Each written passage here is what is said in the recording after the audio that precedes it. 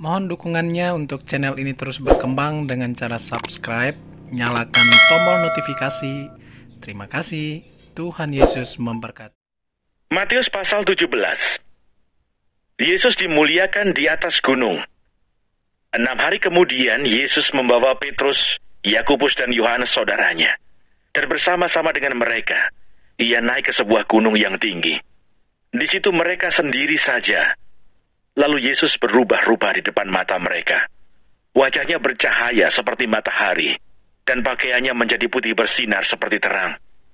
Maka nampak kepada mereka Musa dan Elia sedang berbicara dengan dia. Kata Petrus kepada Yesus, "Tuhan, betapa bahagianya kami berada di tempat ini. Jika Engkau mau, biarlah kudirikan di sini 3 kemah. 1 untuk Engkau, 1 untuk Musa, dan 1 untuk Elia." Dan tiba-tiba sedang ia berkata-kata, turunlah awan yang terang menaungi mereka. Dan dari dalam awan itu terdengar suara yang berkata, "Inilah anak yang kukasihi, kepadanyalah aku berkenan. Dengarkanlah dia." Mendengar itu tersungkurlah murid-muridnya, dan mereka sangat ketakutan. Lalu Yesus datang kepada mereka dan menyentuh mereka sambil berkata, "Berdirilah, jangan takut." Dan ketika mereka mengangkat kepala, mereka tidak melihat seorang pun kecuali Yesus seorang diri. Pada waktu mereka turun dari gunung itu, Yesus berpesan kepada mereka, "Jangan kamu ceritakan penglihatan itu kepada seorang pun, sebelum Anak Manusia dibangkitkan dari antara orang mati." Lalu murid-muridnya bertanya kepadanya, "Kalau demikian, mengapa ahli-ahli Taurat berkata bahwa Elia harus datang dahulu?" Jawab Yesus, "Memang Elia akan datang dan memulihkan segala sesuatu. Dan aku berkata kepadamu, Elia sudah datang, tetapi orang tidak mengenal dia, dan memperlakukannya menurut kehendak mereka. Demikian juga Anak Manusia akan menderita oleh mereka." Pada waktu itu mengertilah murid-murid Yesus bahwa ia berbicara tentang Yohanes Pembaptis. Yesus menyembuhkan seorang anak muda yang sakit ayan. Ketika Yesus dan murid-muridnya kembali kepada orang banyak itu, datanglah seorang mendapatkan Yesus dan menyembah. Katanya, "Tuhan, kasihanilah anakku. Ia sakit ayan dan sangat menderita. Ia sering jatuh ke dalam api dan juga sering ke dalam air. Aku sudah membawanya kepada murid-muridmu, tetapi mereka tidak dapat menyembuhkannya." Maka kata Yesus, "Hai kamu angkatan yang tidak percaya dan yang sesat, berapa lama lagi aku harus tinggal di antara kamu? Berapa lama lagi aku harus sabar terhadap kamu? Bawalah anak itu kemari." Dengan keras Yesus menegur dia. Lalu keluarlah setan itu daripadanya, dan anak itu pun sembuh seketika itu juga. Kemudian murid-murid Yesus datang, dan ketika mereka sendirian dengan dia, bertanyalah mereka, "Mengapa kami tidak dapat mengusir setan itu?" Ia berkata kepada mereka, "Karena kamu kurang percaya. Sebab aku berkata kepadamu, sesungguhnya, sekiranya kamu mempunyai iman sebesar biji sesawi saja, kamu dapat berkata kepada gunung ini, 'Pindah dari tempat ini ke sana,' maka gunung ini akan pindah, dan takkan ada yang mustahil bagimu." Jenis ini tidak dapat diusir kecuali dengan berdoa dan berpuasa. Pemberitahuan kedua tentang penderitaan Yesus.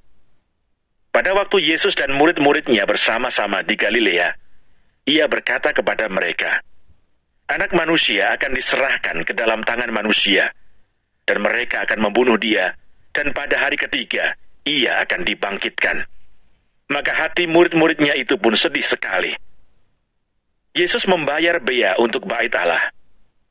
Ketika Yesus dan murid-muridnya tiba di Kapernaum, datanglah pemungut bea bait Allah kepada Petrus dan berkata, "Apakah gurumu tidak membayar bea 2 dirham itu?" Jawabnya, "Memang membayar." Dan ketika Petrus masuk ke rumah, Yesus mendahuluinya dengan pertanyaan, "Apakah pendapatmu, Simon? Dari siapakah raja-raja dunia ini memungut bea dan pajak? Dari rakyatnya atau dari orang asing?" Jawab Petrus, "Dari orang asing." Maka kata Yesus kepadanya, "Jadi bebaslah rakyatnya. Tetapi supaya jangan kita menjadi batu sandungan bagi mereka, pergilah memancing ke danau, dan ikan pertama yang kau pancing, tangkaplah, dan bukalah mulutnya. Maka engkau akan menemukan mata uang 4 dirham di dalamnya. Ambillah itu, dan bayarkanlah kepada mereka, bagiku dan bagimu juga.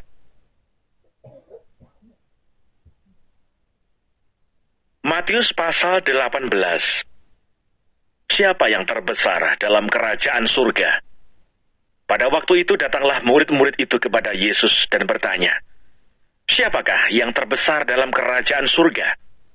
Maka Yesus memanggil seorang anak kecil dan menempatkannya di tengah-tengah mereka, lalu berkata, Aku berkata kepadamu, sesungguhnya jika kamu tidak bertobat dan menjadi seperti anak kecil ini, kamu tidak akan masuk ke dalam kerajaan surga. Sedangkan barang siapa merendahkan diri dan menjadi seperti anak kecil ini, dialah yang terbesar dalam kerajaan surga. Dan barang siapa menyambut seorang anak seperti ini dalam namaku, ia menyambut aku. Siapa yang menyesatkan orang? Tetapi barang siapa menyesatkan salah satu dari anak-anak kecil ini yang percaya kepadaku, lebih baik baginya jika sebuah batu kilangan diikatkan pada lehernya, lalu ia ditenggelamkan ke dalam laut. Celakalah dunia dengan segala penyesatannya. Memang penyesatan harus ada, tetapi celakalah orang yang mengadakannya.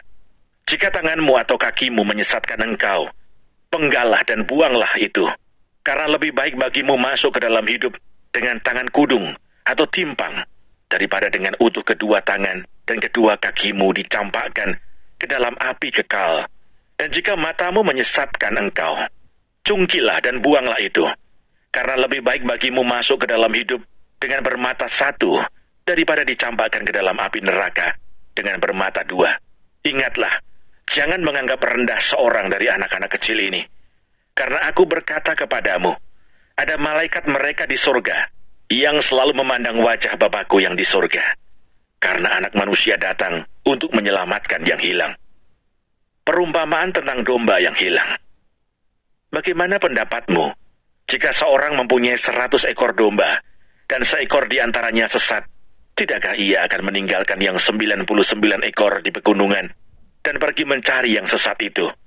Dan aku berkata kepadamu, sesungguhnya jika ia berhasil menemukannya, lebih besar kegembiraannya atas yang seekor itu daripada atas yang ke-99 ekor yang tidak sesat.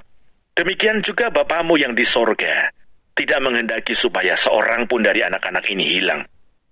Tentang menasihati sesama saudara. Apabila saudaramu berbuat dosa, tegurlah dia di bawah 4 mata. Jika ia mendengarkan nasihatmu, engkau telah mendapatnya kembali.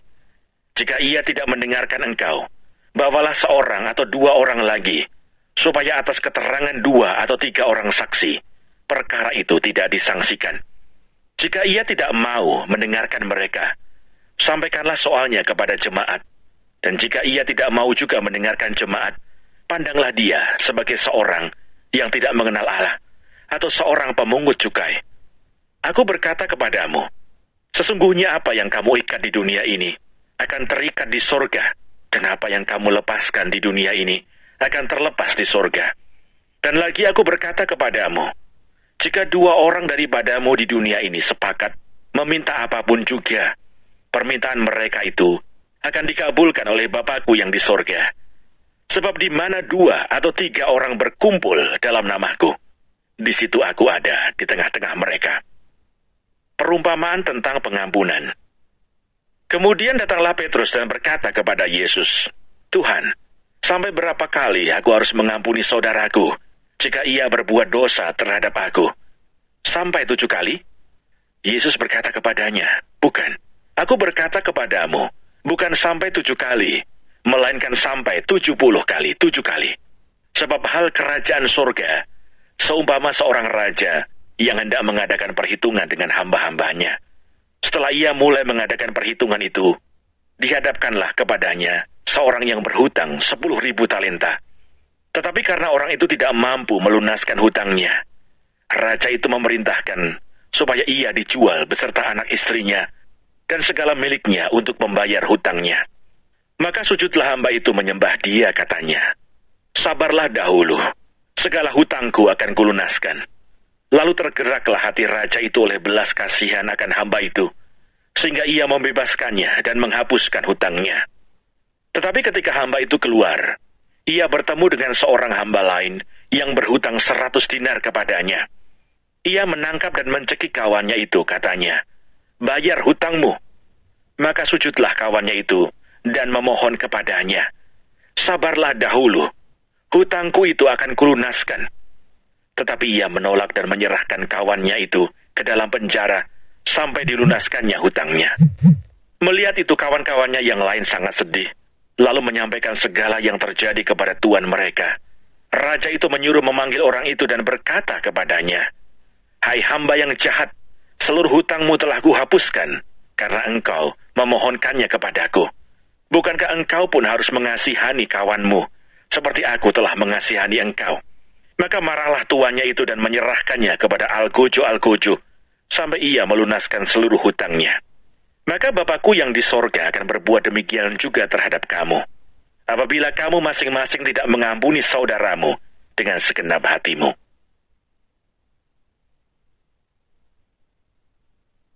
Matius pasal 19. Perceraian. Setelah Yesus selesai dengan pengajarannya itu, berangkatlah ia dari Galilea dan tiba di daerah Yudea yang di seberang sungai Yordan. Orang banyak berbondong-bondong mengikuti dia, dan ia pun menyembuhkan mereka di sana. Maka datanglah orang-orang Farisi kepadanya untuk mencobai dia. Mereka bertanya, "Apakah diperbolehkan orang menceraikan istrinya dengan alasan apa saja?" Jawab Yesus, "Tidakkah kamu baca bahwa Ia yang menciptakan manusia sejak semula menjadikan mereka laki-laki dan perempuan, dan firman-Nya, sebab itu laki-laki akan meninggalkan ayah dan ibunya dan bersatu dengan istrinya, sehingga keduanya itu menjadi satu daging. Demikianlah mereka bukan lagi dua, melainkan satu. Karena itu, apa yang telah dipersatukan Allah tidak boleh diceraikan manusia." Kata mereka kepadanya, "Jika demikian, apakah sebabnya Musa memerintahkan untuk memberikan surat cerai jika orang menceraikan istrinya?" Kata Yesus kepada mereka, "Karena ketegaran hatimu, Musa mengizinkan kamu menceraikan istrimu. Tetapi sejak semula tidaklah demikian. Tetapi aku berkata kepadamu, barang siapa menceraikan istrinya, kecuali karena zina, lalu kawin dengan perempuan lain, ia berbuat zina." Murid-murid itu berkata kepadanya, "Jika demikian halnya hubungan antara suami dan istri, lebih baik jangan kawin." Akan tetapi ia berkata kepada mereka, "Tidak semua orang dapat mengerti perkataan itu. Hanya mereka yang dikaruniai saja. Ada orang yang tidak dapat kawin karena ia memang lahir demikian dari rahim ibunya. Dan ada orang yang dijadikan demikian oleh orang lain. Dan ada orang yang membuat dirinya demikian karena kemauannya sendiri, oleh karena kerajaan surga. Siapa yang dapat mengerti, hendaklah ia mengerti." Yesus memberkati anak-anak. Lalu orang membawa anak-anak kecil kepada Yesus, supaya ia meletakkan tangannya atas mereka dan mendoakan mereka. Akan tetapi murid-muridnya memarahi orang-orang itu. Tetapi Yesus berkata, "Biarkanlah anak-anak itu, janganlah menghalang-halangi mereka datang kepadaku. Sebab orang-orang yang seperti itulah yang empunya kerajaan surga." Lalu ia meletakkan tangannya atas mereka, dan kemudian ia berangkat dari situ. Orang muda yang kaya. Ada seorang datang kepada Yesus dan berkata, "Guru, perbuatan baik apakah yang harus kuperbuat untuk memperoleh hidup yang kekal?" Jawab Yesus, "Apakah sebabnya engkau bertanya kepadaku tentang apa yang baik? Hanya satu yang baik. Tetapi jikalau engkau ingin masuk ke dalam hidup, turutilah segala perintah Allah." Kata orang itu kepadanya, "Perintah yang mana?" Kata Yesus, "Jangan membunuh, jangan berzina, jangan mencuri, jangan mengucapkan saksi dusta. Hormatilah ayahmu dan ibumu, dan kasihilah sesamamu manusia seperti dirimu sendiri." Kata orang muda itu kepadanya, "Semuanya itu telah kuturuti, apalagi yang masih kurang?"